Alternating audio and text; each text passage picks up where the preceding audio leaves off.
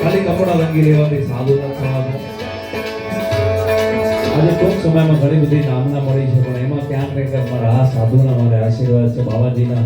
તો ચલો ઈ આવે એના પહેલા આપણે પ્લે જોઈ લઈ. એકવાર જોરદાર તાળીઓથી સ્વાગત કરીએ આપણા સમાજના નાના બાળકોનું. અને 10 લાખ લાવીશ ક્યાંથી? અરે ગાઈઝ, શું મજાનો પ્રોગ્રામ હતો કોલ્ડ પ્લે નો. યસ બડી, કોલ્ડ પ્લે જોવા તો હું 40,000 નહીં પણ 1 લાખની પણ ટિકિટ નહીં લઉં. અને ગાયક બેરીમેન ને જોવા તો હું 10 લાખની ટિકિટ્સ લઈ લઉં. વાવ, વોટ અ હેન્ડસમ ગાય. અને 10 લાખ લાવીશ ક્યાંથી? જેને આઈફોન 16 માટે પૈસા આપ્યા છે એમની પાસેથી, ઓબ્વિયસલી પપ્પા પાસેથી જ. શું વાત છે, આઈફોન 16? જલસા છે યાર તારે તો, એટલે આજે એટલી ખુશ દેખાય છે. મહાકુંભમાં 12 હવે પહોંચી જઈએ. શાહી સ્નાન કરીને 2-3 દિવસ ત્યાં જ રોકાઈ જશો. હા, અને બાય રોડ જ પર આવી જશું આપણે. શું ધોતી છાપ, ક્યાં જાઓ છો? તમને પહેલા પણ કીધું હતું ને, ધોતી છાપ નહીં કહેવાનું. ઓકે, તો ધોતી તિલક છાપ ક્યાં જાઓ છો? તમારી જેમ વિદેશી મ્યુઝિક સાંભળવા નહીં, કુંભ મેળામાં જઈએ છીએ. ઇન્સ્ટામાં રીલ બનાવવા માટે કે પછી કુંભ મેળામાં સસ્તી પિકનિક કરવા માટે? એ તમારી સમજમાં નહીં આવે, વિદેશી બેવકૂફ લોકો. બેવકૂફ કોને કહો છો? યુ દેશી ગવાર્સ. આ બધું શું ચાલી રહ્યું છે? Keep silence. તમને ખબર છે ને, હમણાં સ્વામીજી પધારવાના છે. તમારા મનમાં જે ક્વેશ્ચન હોય એ એમને પૂછજો and behave properly.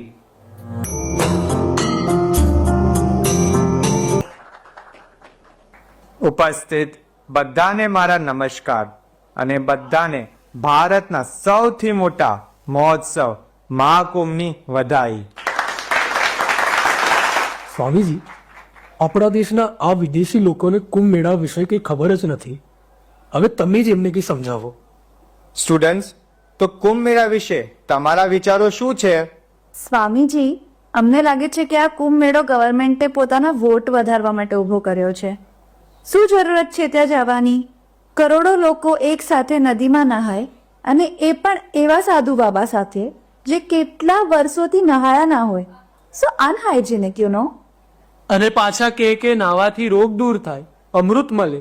Orthodox people, હવે આપ જ આ લોકોને સમજાવો. ઓકે, હું સમજાવવાની કોશિશ કરું છું. કુંભ મેળો એ ગવર્મેન્ટ નહીં પણ ગ્રહો નક્કી કરે છે. જ્યારે કોઈ પર્ટિક્યુલર પ્લાનેટ પર્ટિક્યુલર સ્થિતિ અને ત્યાંથી જે એનર્જી જનરેટ કરે તો એનો અસર પૃથ્વી પર થાય. એ સમયમાં આ કુંભ મેળો યોજાય.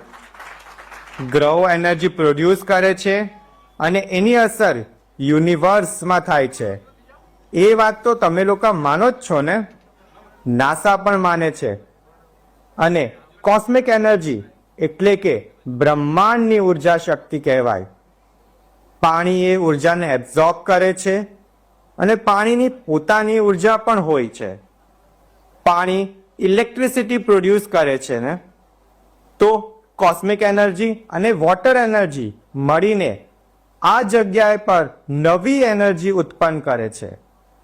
અને નાગા સાધુ પણ ત્રિવેણીમાં સ્નાન કરે છે, એટલે આ બધા ત્યાં સ્નાન કરવા જાય છે. આ નાગા સાધુ કોણ છે? જેને પોતાનું સંપૂર્ણ જીવન આધ્યાત્મની સમર્પિત કર્યું છે, જે પ્રભુ ભક્તિમાં લીન છે, જેને આ દુનિયા સંસારથી કાંઈ જ નથી જોતું, એ નાગા સાધુ છે. જેને દુનિયાથી કાંઈ જ નથી જોતું એ નાગા સાધુ ત્યાં સ્નાન કરવા કેમ જાય છે? ઓબ્વિયસલી પુણ્ય મેળવવા માટે. પુણ્ય મેળવવા માટે નહીં પણ લોક કલ્યાણ માટે ત્યાં આવે છે. અને લોક કલ્યાણ માટે એ જ ત્યાં સ્નાન કરે છે. આ લોકોએ આધ્યાત્મથી ઉર્જાને પોતામાં ક્રિએટ કરી હોય છે. આવા સાધુ સંતો બ્રહ્મ મુહૂર્તમાં સૌથી પહેલા સ્નાન કરે છે અને એમની એનર્જી પાણીમાં ટ્રાન્સફર કરે છે. પછી આપણે બધા ત્યાં સ્નાન કરીએ એટલે ઈ એનર્જી થોડી ઘણી આપણામાં આવે અને આપણી ફિઝિકલ અને મેન્ટલ હેલ્થ સારી થાય છે. એ જ તો અમૃત જીવન છે. અને પાણીમાં સ્નાન કરવાથી આ કઈ રીતે થાય? ટચ થેરેપી, રેકી, ઓરા સાયન્સ, આ બધામાં જો તમે માનો જ છો ને, સાયન્ટિફિકલી પ્રૂવ છે. આપણી બોડીમાં 70% પાણી છે, બ્રેઇનમાં વોટર કન્ટેન્ટ છે, તો આ પોઝિટિવ એનર્જી ક્યાં ડાયલ્યુટ થાય છે? અને ગંગા નદીમાં બાયોરેઝોનન્સ પણ તો છે, એટલે તો ત્યાં બધા સ્નાન કરવા જઈએ. ફિઝિકલ એન્ડ મેન્ટલ હેલ્થ એ જ તો અમૃત નથી ને? તો અમૃત શું છે? Success, happiness. નવા વિચારો, પાવર, સાયન્સ. જે યુએસ અને લંડનમાં છે, લાઈફમાં મેઇન વસ્તુ તો આ જ છે ને. નવો આઈફોન કયું મોડેલ છે? આઈફોન 16. અને આમાં શું ખાસ છે? સુપરફાસ્ટ પ્રોસેસર, મોર સ્ટોરેજ સ્પેસ, બેટર કેમેરા, દૂરના પણ ફોટોસ ક્લિયર આવે અને ફાઇલ્સ બી જલ્દી ટ્રાન્સફર થઈ જાય. વાહ, very good. IPhone 16 pro max, જેને તમે હેપીનેસ કહો છો, એ તો અમારો અપગ્રેડેડ મોડેલ જોઈને જ જતી રહી. એન્ડ ટેકનોલોજી તો જ્યાં કુંભ થાય છે એ નદીઓ ગંગા, ગોદાવરી, શિપ્રા આ બધી બીજા લોકમાંથી જ તો આવી છે ને. અને એ પણ ભારતના ઋષિઓના અધ્યાત્મ પાવરના લીધે. કોઈ સ્વર્ગ લોકમાંથી તો કોઈ વિષ્ણુ લોકમાંથી. ઓકે, થોડું બીજી રીતે સમજાવું. સમુદ્ર મંથનની સ્ટોરી તો તમને ખબર જ હશે. અમૃતની પહેલા લક્ષ્મીજી નીકળ્યા, એરાવત હાથી, ઘોડો, આરોગ્યના દેવ ધન્વંતરી દેવ. તો આ success, power, speed, medical science આ બધા પછી જ અમૃત કેમ નીકળ્યું? પહેલા કેમ નહીં? નો આઈડિયા સ્વામીજી.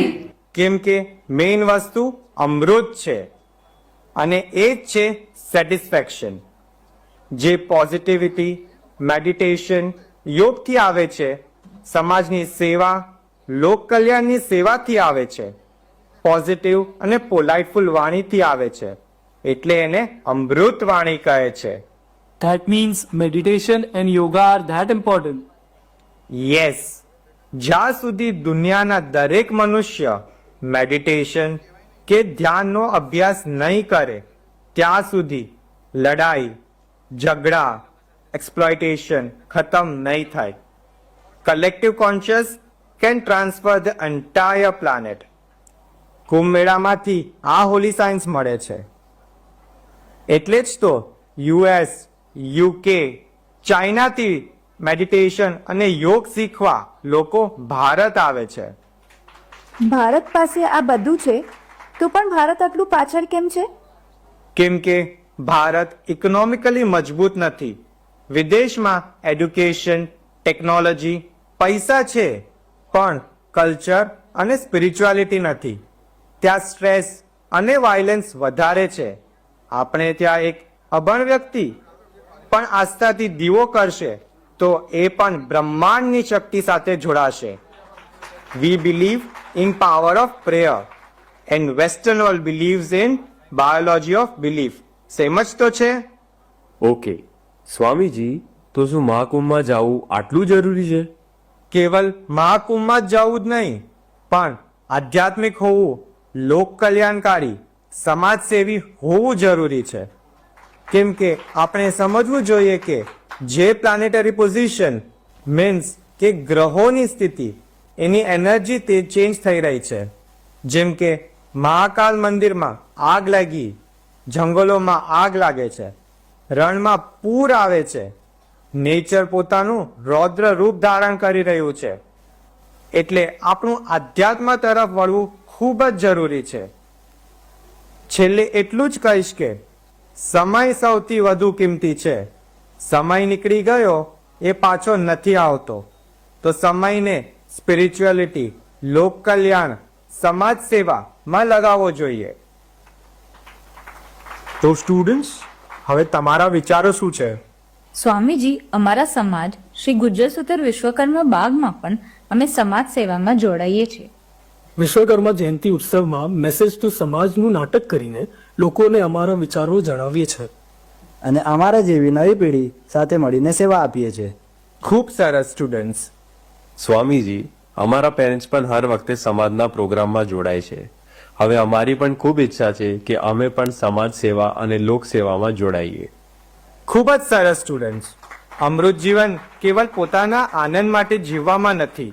સાચું અમૃત તો લોકોની સેવા અને એમના હસતા ચહેરામાં છુપાયેલું છે. જય વિશ્વકર્મા, જય ભારત.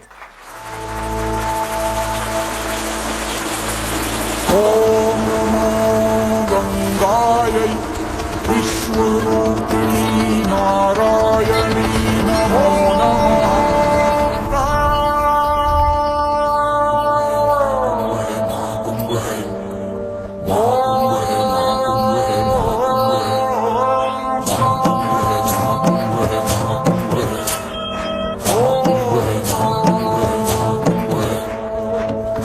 शिव शिव शंभु शंभु है महाकुंभ है महाकुंभ है महाकुंभ है महाकुंभ है राम त्रिवेणी शंभु शंभु है महाकुंभ है महाकुंभ है महाकुंभ है महाकुंभ है महाकुंभ है महाकुंभ है महाकुंभ है महाकुंभ है महाकुंभ है महाकुंभ है महाकुंभ है कण कण शिव शिव शंभु शंभु है महाकुंभ है राम त्रिवेणी शंभु शंभु है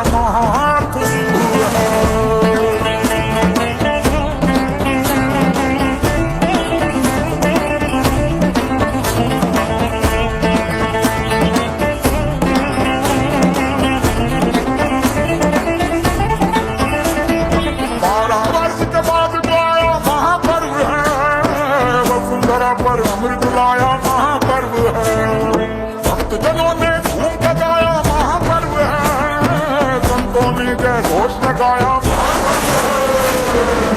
शिव शिव शंभु शंभु है शंभु शंभु है शंभु शंभु है राम त्रिवेणी शंभु शंभु है शंभु शंभु है महाकुंभ है महाकुंभ है महाकुंभ है महाकुंभ है महाकुंभ है महाकुंभ है महाकुंभ है संचालित जो स्वयं ही होता ये वो यंत्र है देवगणों का इस धरती को देव मंत्र है सिद्धि है नाकार है मेला ये आकार है पुण्य का परिणाम है मोक्ष का ये द्वार है शंभु शंभु है शंभु शंभु है शंभु शंभु है शंभु शंभु है शंभु शंभु है शंभु शंभु है शंभु शंभु है महाकुंभ है महाकुंभ है महाकुंभ है महाकुंभ है महाकुंभ है महाकुंभ है महाकुंभ है संत अखाड़े साधु जाति और तपस्वी एक साथ सब लगा रहे संगत में डूबी बाबा जोगी भाग रहे जन मन को सुखी एक जगह आ बैठी है भक्ति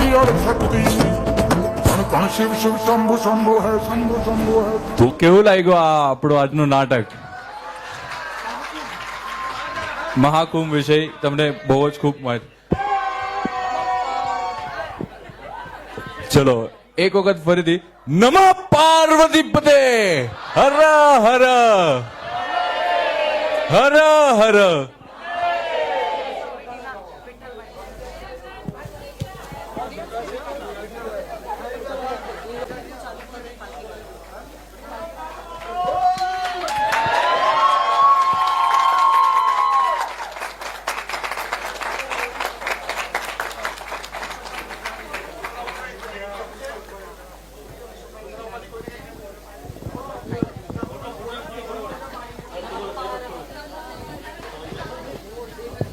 ચલો નમઃ પાર્વતી પતે હર હર મહાદેવ.